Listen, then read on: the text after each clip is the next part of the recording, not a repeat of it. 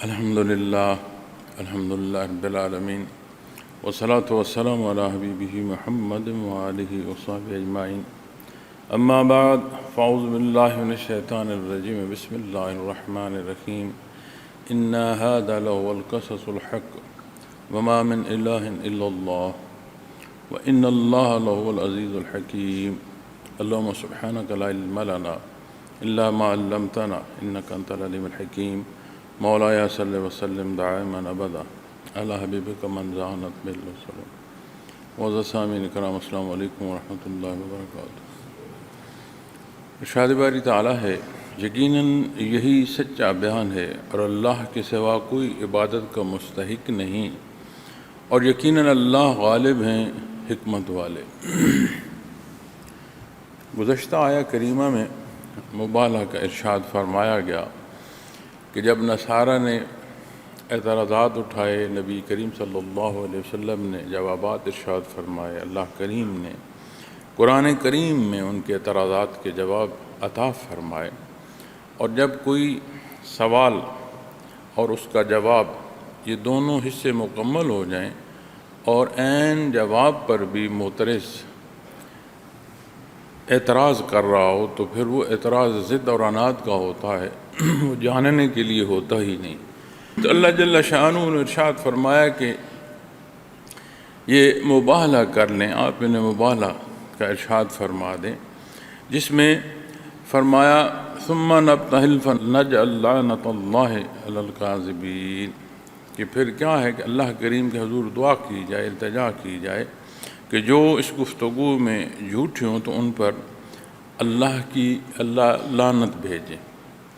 اب یہاں ہم بالعموم جب گفتگو کر رہے ہوتے ہیں تو لفظ لعنت کا جو استعمال ہے بد دعا میں دیا جاتا ہے، لیکن لعنت ہے رحمت سے دوری، اور جب رحمت سے دوری ہو تو پھر غضب الہی ہے۔ پھر جب بات غضب الہی کی آتی ہے تو یہ نہیں ہے کہ اس میں کوئی حد پھرائے، اس میں تکلیف کی پھر بے حد جو حساب ہے وہ بھی داخل ہو سکتا ہے۔ تو جب اللہ کے نبی اور رسول کے مطابق مبالغہ کیا جائے، یقیناً اللہ کا نبی اور اللہ کا رسول حق ارشاد فرما رہے ہوتے ہیں،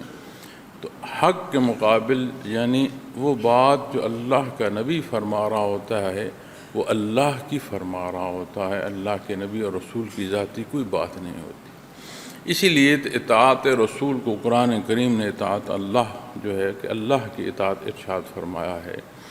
اور اللہ کریم کا کلام، فرمان، حکم، ہر پہلو جو ہے وہ اللہ کا حبیب مخلوق تک پہنچاتا ہے۔ تو یہاں جب بات آئی کہ انہیں جواب دیا گیا کہ انہوں نے بہت بڑا اعتراض جو اٹھایا، اور آخر میں جس کے بعد یہ آیہ کریمہ آئی کہ حضرت عیسیٰ علیہ السلام کے پھر والد کون ہیں؟ اگر آپ ہماری بات نہیں مانتے تو پھر عیسیٰ علیہ السلام کے والد کون ہیں؟ تو اس جواب میں یہ آیہ کریمہ اللہ کریم نے عطا فرمائی کہ ان مثل عیسیٰ عند اللہ کمثل آدم، کہ حضرت آدم علیہ السلام کی مثل۔ اب یہاں حضرت عیسیٰ علیہ السلام کی والدہ محترمہ ہیں، لیکن حضرت آدم علیہ السلام تو نہ والد ہیں اور نہ والدہ ہیں۔ تو یہ اللہ کریم کی قدرت کا اظہار ہے۔ تو جب اس کے بعد پھر ان کے اعتراض دور نہ ہوئے تو پھر مبالغہ ارشاد فرمایا۔ اب یہ سارے میں وہ پھر مبالغہ سے بھاگ گئے، اس لیے کہ جو قرآن کریم ارشاد فرماتا ہے نا کہ جیسے اپنی اولاد کی پہچان ہے، اس سے زیادہ یہ نبی کریم صلی اللہ علیہ وسلم کو یہ یہود و نصارہ پہچانتے ہیں، چونکہ کتب سابقہ میں جتنی نشانیاں حالات کی، وقت کی اور آپ صلی اللہ علیہ وسلم کی ذات اقدس کی، وہ ساری کی ساری عین پوری تھیں اور انہیں یہ معلوم تھا۔ کچھ دن پہلے جو میں نے بیان میں عرض کیا، حضرت عمر فاروق رضی اللہ تعالیٰ عنہ کا بیت المقدس کے حصول اور وہ واقعہ جس میں آپ نے اونٹ کی مہار پکڑی ہے اور غلام اونٹ پر سوار ہے، اور آپ بیت المقدس کی چابی لینے تشریف لا رہے ہیں اور قلعہ بند ہیں، یہاں جو مشرکین ہیں، اور مقابلے کے لیے پوری طور پر تیار ہے، لیکن جب آپ رضی اللہ تعالیٰ عنہ تشریف لاتے ہیں تو انہوں نے وہ چابی حوالے کر دی۔ سامنے اسلامی فوج جو ہے وہ کھڑی ہے، اور آپ رضی اللہ تعالیٰ عنہ کو فوج کی موجودگی میں پیغام بھیجا گیا کہ اگر آپ کے امیر آ کر ہم سے بات کرے تو ہم چابی دے دیں گے۔ کیا وجہ ہے؟ اس کی تحقیق میں دیکھیں تو ان کے پاس یہ نشانی موجود تھی کہ اگر اسلامی ریاست کا حکمران یہاں بیت المقدس میں آئے اور اس کے ہاتھ میں اونٹ کی مہار ہو اور اونٹ پر غلام بیٹھا ہو، اس سے مت لڑنا۔ اگر اس سے لڑو گے تو تیغ ہو جاؤ گے، تم جیت سکتے نہیں اس شخص سے۔ تو آپ صلی اللہ علیہ وسلم کے غلاموں کی نشانیاں ان سے وہ آگاہ تھے، تو آپ صلی اللہ علیہ وسلم کی ذات اقدس سے آگاہ نہیں تھے۔ تو قرآن کریم اس لیے بیان فرماتا ہے نا کہ اولاد سے زیادہ، اب اولاد کو جو ماں باپ جانتے ہیں کہ ان کی آغوش میں پرورش ہو رہی ہے، مزاج کی باریکیاں اور نزاکتیں جانتے ہیں، کوئی اور ایسا نہیں جان سکتا۔ تو فرمایا اولاد سے زیادہ یہ آپ کو پہچانتے ہیں۔ تو جب اس پہچان کے بعد بات مباہلہ کی آئی تو ان کی جو نجی گفتگو ہے اس میں جو حصہ ملتا ہے وہ یہ ملتا ہے کہ یہ تو تمہیں معلوم ہو گیا ہے، لگ بھگ جو الفاظ ہیں روایات میں کہ جو ان کی آپس کی گفتگو مشورہ جو ہوا تو اس مشورے میں کہ اللہ کے نبی ہیں، اللہ کے نبی سے مباہلہ نہیں ہو سکتا، ہم خاک ہو جائیں گے، ہمارا کچھ بچے گا نہیں۔ اور نبی کریم صلی اللہ علیہ وسلم کا ارشاد ہے کہ اگر یہ اس دن مباہلہ کرتے تو یہ ان کی پوری وادی جو نجران کی ہے وہ کوئی درخت کوئی پرندہ نہ بچتا، ایسی آگ کی لپیٹ میں آتے اور خاک ہو جاتے۔ تو انہوں نے پھر انکار جو ہے اسی کو اختیار کرتے ہوئے وہ بات کی کہ ہم جزیہ دے دیں گے، تحت آ جائیں گے، مقابل نہیں آ سکے۔ تو اللہ جل شانہ نے ارشاد فرمایا اِنَّ هَذَا لَهُوَ الْقَصَصُ الْحَقُّ، یقیناً یہی سچا بیان ہے۔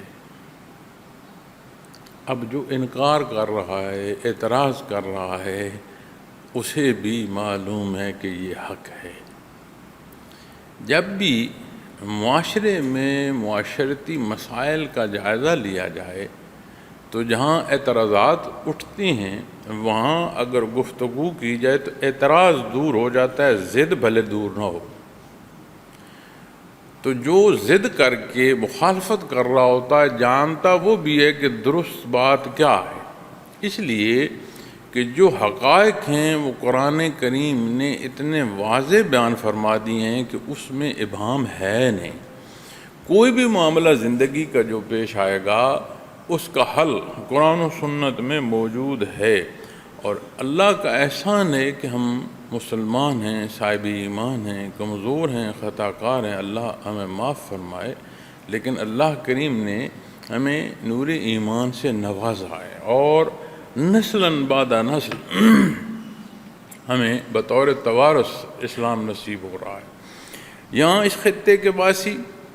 جو قدیم باسی ہیں انہیں بھی کتنی نسلیں گزر چکی ہیں کہ ایمان نصیب ہو چکا۔ تو جب اس معاشرے جس میں نسلاً بعد نسل ایمان نصیب ہو رہا ہو تو وہاں قرآن و سنت، سیرت پاک، کلام ذاتی، اتنی موضوعات گفتگو میں آتے ہیں، تقاریر میں آتے ہیں، مسائل میں آتے ہیں، سیکھنے سکھانے یعنی تعلیم و تعلم میں آتے ہیں، دعوت و تبلیغ میں آتے ہیں، تربیت میں آتے ہیں، کہ معاشرے میں عمومی طور پر یہ جان لیا جاتا ہے کہ درست حصہ کیا ہے اور غلط حصہ کیا ہے۔ تو جب بھی کہیں اعتراض اٹھتا ہے تو جو آپس میں گفتگو کرتے ہیں تو وہ جو حقائق ہیں کہ صحیح کیا ہے اور غلط کس حد سے غلط کی ابتدا ہے وہ چیزیں واضح ہوتی ہیں۔ تو جب باہم گفتگو کی جاتی ہے، نشست کی جائے، مشورہ کیا جائے، ان کے مابین تسویے کی کوشش کی جائے تو اس گفتگو یا نشست میں حالات واضح ہو جاتے ہیں کہ صحیح کیا ہے اور غلط کیا ہے۔ اب اس غلط پر کوئی منحصر رہے کہ نہیں میرا موقف درست ہے تو پھر اس میں بات ان اوزان کی نہیں رہتی کہ جہاں اعتدال یا عدل کی بات آ رہی ہو، بات پھر ضد کی آ جاتی ہے، وہاں پھر ضد اور عناد ہوتی ہے۔ تو انہوں نے جب یہ محسوس کیا، اور اللہ ایسا قادر ہے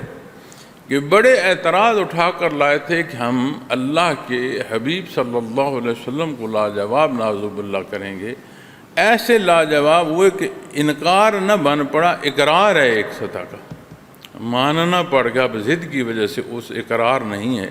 لیکن حقیقتاً تو انہیں ماننا پڑا کہ سچ وہاں ہے اور جو جھوٹ ہے اس کا سہارا وہ لے رہے ہیں جو اعتراض لے کر آ رہے ہیں۔ تو اللہ جل شانہ قادر مطلق نے یہ فرمایا نا، لہو العزیز الحکیم، غالب ہے۔ یہ وہ نشانیاں ہیں کہ اللہ کریم غالب ہیں، کسی کا غلبہ اس سے بڑھ کر ہو نہیں سکتا۔ تو فرمایا یقیناً یہی سچا بیان ہے، الحق، اس کے باہر کوئی حقیقت، کوئی حق نہیں ہے، اس لیے کہ اللہ جل شانہ کی طرف سے وما من الہ الا اللہ، اور اللہ کے سوا کوئی عبادت کا مستحق نہیں۔ عبادت ایسی ہستی جو ہر پہلو سے احتیاج جانتی ہو لیکن خود بے نیاز ہو، اور اللہ کریم کی جو ذات ہے، یہ جو کفر و شرک کرتے ہیں انہیں بھی ماننی پڑتی ہے اللہ کی ذات۔ اب وہ اپنی مرضی سے رہے ہوتی ہیں، اس لیے ان کا ماننے میں داخل نہیں ہوتا، لیکن ایک ذات کا ماننا انسانی عقل کی مجبوری ہے، اس لیے کہ یہ تسلسل نہیں ٹوٹتا کہ اگر ایک کی ضرورت کہیں سے پوری ہو رہی ہے تو اس کی ضرورت کس نے پوری کی، اور اگر وہاں کی ضرورت کی بات کی جائے تو اس سے بیشتر جو اس کے دو حصے ہیں، اس سے تیسرے حصے میں پھر کون اس کی ضرورت پوری کر رہا ہے۔ چونکہ مزاج انسانی میں یہ داخل ہے کہ یہ احتیاج اور اس کی جو تکمیل ہے، ان ذرائع، یہ جو ذرائع ہیں یہ اسباب کے پہلو میں آتے ہیں اور یہ انسانی زندگی کا حصہ ہیں۔ مطلق العنان بادشاہ جو دنیا میں جسے بادشاہی بھی اللہ نے عطا فرمائی، آپ غور فرمائیں، ایک باورچی کا وہ محتاج ہے، ایک محافظ کا وہ محتاج ہے، ایک درزی کا وہ محتاج ہے، ایک سونار جس کے ہاتھ سے کندہ کی ہوئے وہ تاج پہن رہا ہے اور سونے اور ہیرے جڑے ہوئے اور زیورات جو پہن رہا ہے، وہ محتاج ہے اس زرگر کا جو بنا کر دے رہا ہے، اور وہ کیا ہے؟ مطلق العنان بادشاہ۔ یہ کیسا مطلق العنان بادشاہ ہے کہ جو کتنے پہلوؤں سے آپ دیکھ کر لائیں وہ تو محتاج ہے، اولاد کے لیے خاتون کا محتاج ہے۔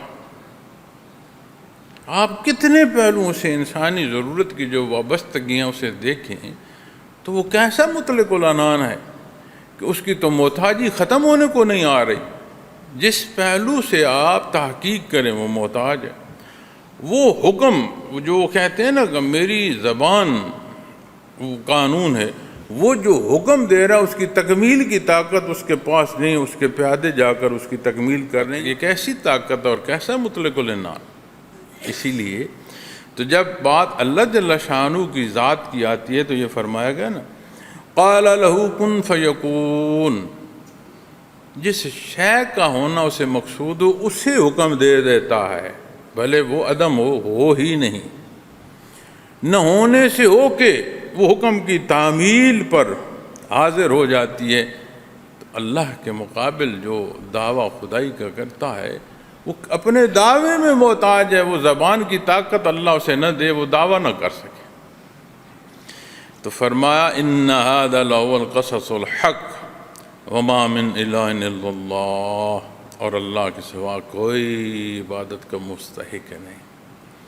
یہ استحقاق ہے ہی ذات باری تعالیٰ کا کہ اس کی عبادت کی جائے، چونکہ عبادت اسی کو سزاوار ہے جو عبادت کرنے والے کی ہر ضرورت سے نہ صرف آگاہ ہو بلکہ ہر ضرورت پوری کرنے کی طاقت رکھتا ہو۔ اب ایک ہی وقت میں اگر آپ تمام مخلوق کا شمار کرنا چاہیں کہ ایک ہی وقت میں تمام مخلوق کی ہر طرح کی ضرورت احتیاج ہے، اور جو عطا فرما رہے ہیں اسے ازل سے معلوم ہے، اسے معلوم بھی ہے، اور اسے پوری کرنے کی جو قدرت ہے، قدرت کاملہ، وہ بھی اسے حاصل ہے۔ تو وہ ہر ایک کی ہر لحظے ہر ضرورت پوری فرما رہا ہے۔ یہ شان ہے اور یہ غالب ہے اللہ کی ذات۔ اور یہ جتنا نظام ہستی ہے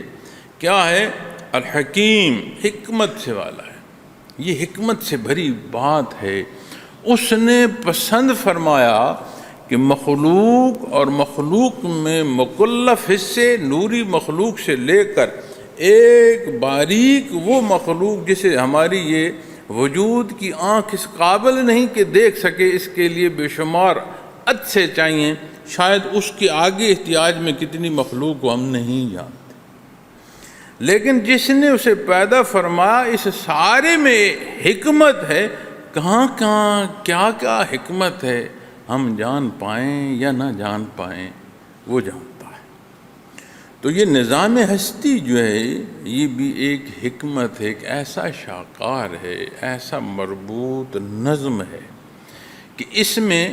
قرآن کریم دعوت حق ارشاد فرماتا ہے کہ اسے غور کرو، اور اس تخلیقی اور اس حیاتی تسلسل پر غور کرنے سے بھی بندے کو یہ کیفیت نصیب ہوتی ہے کہ یہ نظام از خود چل سکتا ہی نہیں ہے، اس لیے کہ ہر پہلو کو وہ سبب سے دیکھتا ہے۔ تو جب مزاج انسانی یا انسانی ذہن اور اس کی وسعتوں کا جائزہ لو تو یہ مجبور ہے اس بات پر آ کر رکے کہ کوئی ایک ذات ہے جو ہر ایک کی ضروریات پوری فرما رہی ہے، اور وہ خود بے نیاز ہے۔ یہ انسانی عقل کی حد ہے، اس سے آگے وہ جا نہیں سکتا، اس لیے کہ آگے ہے کچھ نہیں۔ لیکن جب یہ اپنی ذہنی استعداد سے صرف یہ مانے کہ کوئی ہے اور اس کے لیے پھر خواہشات یا مرضی ذاتی پر عمل کر رہا ہو، تو یہ ماننے میں داخل نہیں ہوگا۔ مانا وہ جائے گا جو اللہ کا حبیب، اللہ کا نبی، اللہ کا رسول ارشاد فرمائے گا، ویسے ماننا ہوگا تو ماننے میں داخل ہوگا۔ آپ عمومی زندگی سے مثال اٹھا لیں، کسی ملک کے قانون کا ماننا اور اس کے خلاف عمل کرنا، یہ ایک ہی بات نہیں ہے کہ بندہ کہے کہ میں قانون مانتا ہوں لیکن اس کا ہر عمل اس قانون کے خلاف ہو۔ کوئی یہ نہیں مانے گا کہ یہ قانون مانتا ہے۔ جاننا اور ماننا ویسے جیسے حقیقت ہے وہ ماننے کے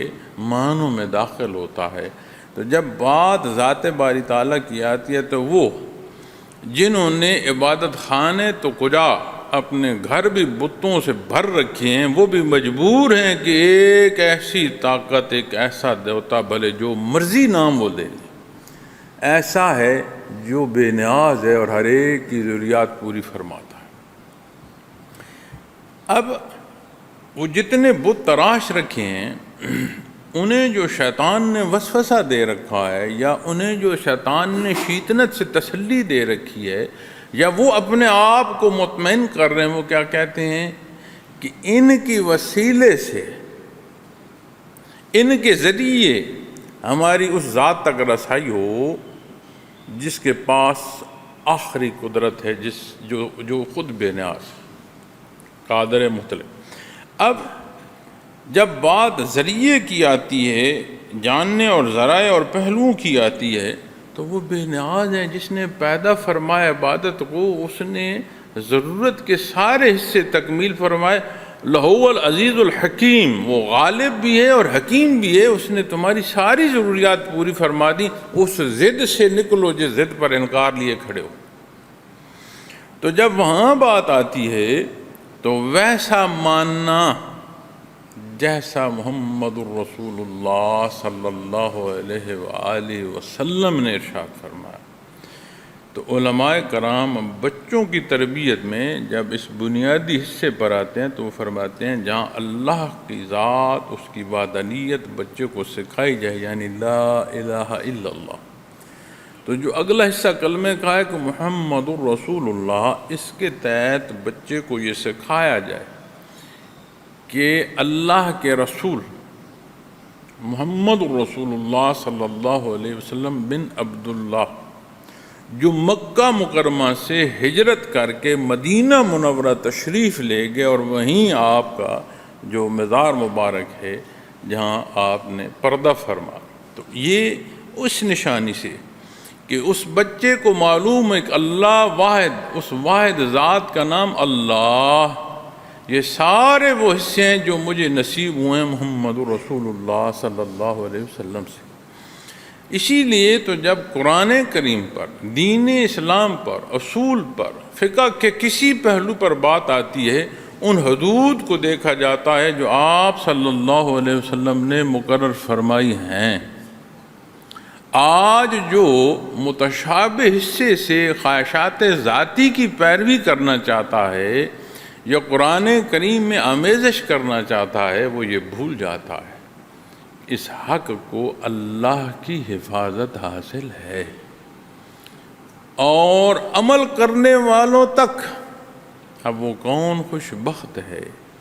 جس سے اس حفاظت الہیہ میں اس عمل تک کا حصہ نصیب ہوتا ہے کہ وہ ان عمل صالح اعمال کرنے والوں میں داخل ہو۔ تو صوفی کو جو کیفی حصہ ادراک کا نصیب ہوتا ہے، ادراک عطا ہوتا ہے، اسے یہ کیفیت کہ اس کا ہر حصہ، اس کا رخ اللہ کی طرف ہو جاتا ہے، اور ایسے نہیں کہ جیسے عمومی جماعت میں ایک بلندی یا ایک تعلق کے حصول کے لیے مخلوق ہی کا استعمال کیا جاتا ہے یا تعلقات اور ذرائع استعمال کیے جاتے ہیں، اس چیز کی ضرورت نہیں ہوتی۔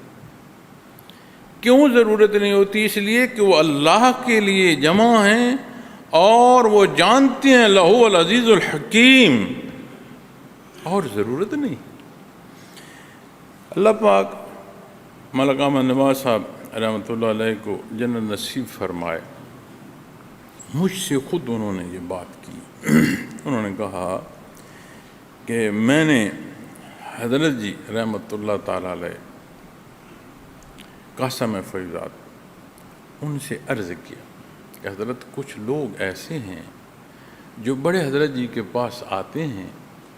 اور ایسی بات آپ سے منسوب کر رہے ہوتے ہیں جو میں جانتا ہوں کہ وہ ایسی بات ہے نہیں، اس لیے کہ ملک احمد نواز صاحب حضرت قلزم فیضات مولانا علی یار خان رحمۃ اللہ تعالیٰ علیہ کے خدمتگار تھے۔ جہاں جب ضرورت ہوتی تھی ملک صاحب وہاں دست بستہ حاضر ہوتے تھے، تو ہمہ وقت جو بندہ ساتھ ہو اس کے سامنے بے شمار باتیں آتی ہیں، عمومی تخلیق کی جو باتیں ہوتی ہیں وہ بھی وہ جانتے ہوتے ہیں، مجلس کی باتیں وہ بھی وہ جانتے ہوتی ہیں، تو ہر وقت پاس رہنے والے بندہ ہر آنے والے کے مزاج سے بھی ایک طرح کا واقف ہو جاتا ہے۔ تو انہوں نے حضرت جی والد گرامی سے یہ بات کی، اور یہ بات ملک صاحب نے خود مجھے بتائی۔ کہنے لگے، میں نے کہا حضرت جی سے، اس وقت عموماً جو ساتھی تھے وہ حضرت جی کو ملک صاحب بھی کہا کرتے تھے، تو انہوں نے حضرت جی سے عرض کی کہ حضرت شیخ المکرم کے پاس کچھ افراد ایسے لوگ ہیں جو آتے ہیں، انہوں نے نام بھی لے لیے، باتیں بھی شاید انہوں نے کچھ کہی ہیں، لیکن چونکہ میں جو نقطہ عرض کرنا چاہتا ہوں اس میں یہ غیر ضروری ہے، تو آپ ان موضوعات پر حضرت جی رحمۃ اللہ علیہ سے عرض کر دیں۔ بعض دفعہ حضرت جی بڑی ناگواری کا اظہار کر رہے ہوتے ہیں اور یہ جا کر بات کر رہے ہوتے ہیں، تو ملک صاحب نے کہا، ان کا حضرت جی نے فرمایا، ان کا دیکھو ملک صاحب، میں آیا ہوں اللہ کے لیے، میرا اللہ جانتا ہے میں اپنے شیخ کے ساتھ یا اپنی جماعت کے ساتھ یا اپنے احکامات کی تعمیل میں کتنا سچا ہوں۔ حضرت رحمۃ اللہ تعالیٰ علیہ کسی بات پر ارشاد فرما دیں، دست بستہ حاضر ہو کر جو وہ فرمائیں گے ہر ایک کا جواب بھی دوں گا، ہر ایک کی حقیقت بھی بیان فرماؤں گا۔ اگر وہ طلب نہ فرمائیں اور میں اس اندیشے پر چلا جاؤں کہ وہ بات کر رہے ہیں تو میں پہلے ان کی بات کو پورا کر لوں یا روک لوں، فرمایا نہیں، میں اللہ کے لیے آیا ہوں، اگر میرا شیخ مجھے یہ فرما دے کہ یہاں سے نکل جاؤ تو میں دروازے پر بیٹھا رہوں گا، اس لیے کہ میں تو اللہ کے لیے آیا ہوں۔ جب شیخ فرمائیں گے پھر آ جاؤں۔ ہاں وہ مجھے حکم دیں، پوچھیں، میں ہر ایک بات عرض کر دوں گا۔ یعنی یہاں آ کر بھی میں نے وہ اصول جو دنیا کے وہی اختیار کرنے، تو پھر تو دنیا میں بھلا تھا۔ تو جب یہاں بات ذمہ دار کی حیثیت سے آئے، چاہے بات میری ذات تک آ جائے، یہ ضروری اور لازم ہے ہم پر، ہر آنے والے کو وہ جو مہمان کی کیفیت ہے نا۔ میں تو اکثر یہ جو میرے ساتھ ذمہ دار ہیں ان سے ناراض بھی ہو جاتا ہوں کہ یہ بندہ کو ملنے آئے تو جب متواتر لوگ آ رہے ہوں نا اور بے شمار آ رہے ہوں تو مزاج انسانی ہے کہ وہ ہر شے کو، اس شے کو عمومی جاننا شروع کر دیتے۔ تو میں اکثر ان سے ناراض بھی ہو جاتا ہوں کہ ہر آنے والے کو تم کیوں نہیں سمجھتے کہ وہ اللہ کے نام پر آئے؟ تم کیوں نہیں سمجھتے کہ ہمارے شیخ کا مہمان ہے؟ تو تمہارے گھر کو بندہ آئے تو اس کو اس انداز سے تم اس کے ساتھ پیش آتے ہو، کیوں نہیں خیال کرتے جیسے آپ کے گھر میں کوئی مہمان آیا ہے تو جیسے اس کی خدمت یا لحاظ کرتے ہیں؟ جو حدود مقرر ہیں ان حدود کی پاسداری کریں، اگلے کا احترام تو رہنے دیں۔ تو اسی طرح جب جماعت میں آپ تربیت کے مراحل میں سے گزرتے ہیں تو چاہے ذمہ دار کی حیثیت سے بیٹھیں، چاہے تربیت لینے کے لیے بیٹھیں، ہر دو پہلو سے جو ضرورت اور سمجھنے کی بات ہے وہ یہ ہے کہ ہم سارے اللہ کے لیے جمع ہیں، اور وہ غالب بھی ہے اور حکیم بھی ہے۔ ہم اپنی استعداد سے کیا حاصل کر لیں گے، اپنے تعلق سے کیا رسائی پا لیں گے؟ اصل بات تو یہ ہے کہ اللہ کی رضا نصیب ہو، اس کے قرب کے لیے جمع ہیں، یہ قرب کے راستے آسان ہوں۔ تو اس ساری حقیقت میں جو حفاظت ہے وہ بھی تبھی نصیب ہوتی ہے جب بندہ خالص اللہ کے لیے۔ اور فرمایا وَإِنَّ اللَّهَ لَهُوَ الْعَزِيزُ الْحَكِيمُ، اور یقیناً اللہ غالب ہیں، حکمت والے ہیں۔ اب وہ غالب ہے، وہ اپنے انکار جو ضد سے انکار کر رہے ہیں اس پر بھی شرمندہ ہیں، اس نے مجبور نہیں فرمایا،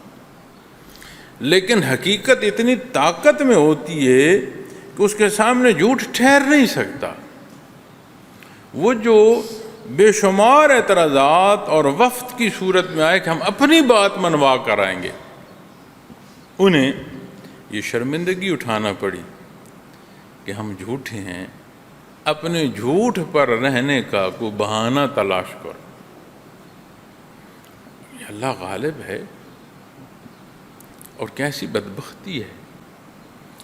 حق معلوم ہو اور پھر حق کی طرف جانا نصیب نہ ہو، یہ کتنی بڑی بدبختی ہے۔ یہ وہ حصے ہیں نا جو قرآن کریم فرماتے ہیں اندھے بھی ہیں، بہرے بھی ہیں، مردہ دل ہیں، سیاہ دل ہیں،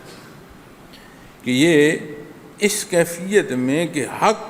ظاہر ہے، حق سمجھ آ رہا ہے، لیکن وہ سمجھنا خانے دل میں نہیں اتر رہی، اتنا دل سیاہ ہو چکا اپنے جھوٹ کو اور اپنی انا کی تسکین کے لیے۔